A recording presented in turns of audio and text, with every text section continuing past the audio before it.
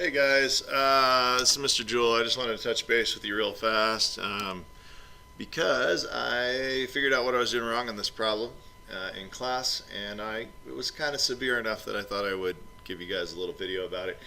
So basically, I tried to break math last period. I'm sorry, and now I realize it, and so I'm going to try to fix it. So when we were looking at these problems and we had the x, y, and z on the bottom, I told you to do the inverse of the whole thing. And then we ran into a problem when we got to the zero because we couldn't do the inverse of zero. Well, it turns out that that whole step is nonsense. That breaks the rules of algebra. And we can show that pretty clearly and quickly by doing something like a fraction, say, of 2/5 plus 4/5 equals 6/5, right? So when I said to take the inverse of the whole thing, that would be like writing 5/2 plus 5/4 equals 5/6, which it most definitely does not. So we cannot do that. We can't take the inverse of both sides.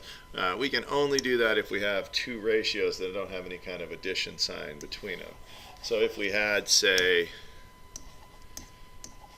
2/3 equals 4/6, which is a true statement, then I can flip it and say that 3/2 equals 6/4.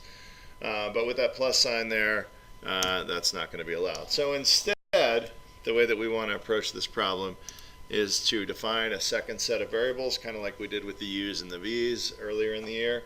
I'm going to use i's, j's, and k's.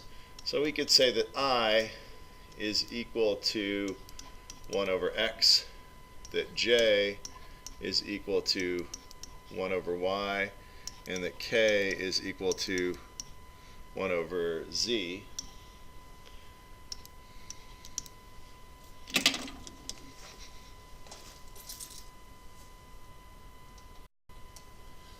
And once we've defined that, we can then rewrite it in a way that looks a little nicer. So we can rewrite our first equation as 4 times I minus 2 times j plus 1 times z equals -3, because I is equal to 1 over x, so then that would be that.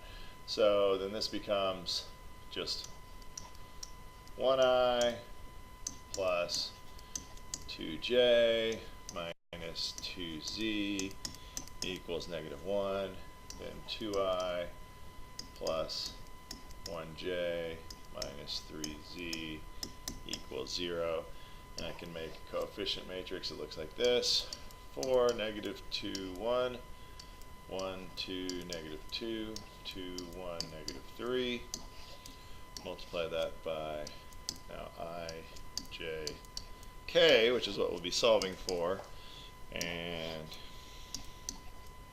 -3, -1, 0. Once you punch all that in your calculator, you end up with I, j, and k all equaling -1. Then you'll need to take those and plug them back in up here.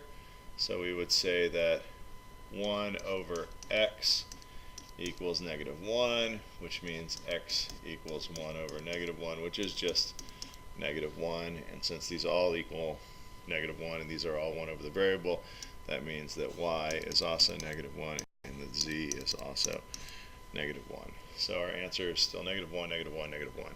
All right, hope that helped clarify some things, guys. Have a good one.